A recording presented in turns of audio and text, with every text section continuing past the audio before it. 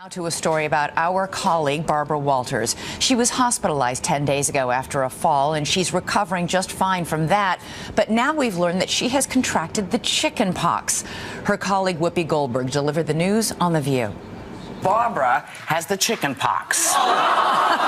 Yeah. Apparently she'd never had it as a child. That's right. Never had it as a child is the key here. ABC's health and medical editor, Dr. Richard Besser, is here. And you say anybody over the age of 25 who's never had it has probably never been vaccinated and could get it? That's right. I mean, we tend to think about this as a mild childhood illness, but in adults, they're at greater risk of having complications from the chickenpox, and they are at risk. You know, they can get things like pneumonia, bacterial infections. They can have inflammation of the brain. And there's this group of adults. We think of it as rare, but almost 30,000 adults every year get the chickenpox.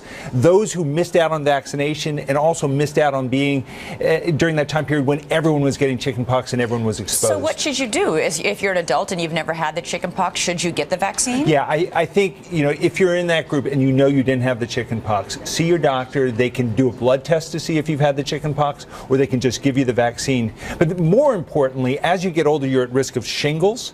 And so that is where the same virus that causes chickenpox comes out in another part of your body.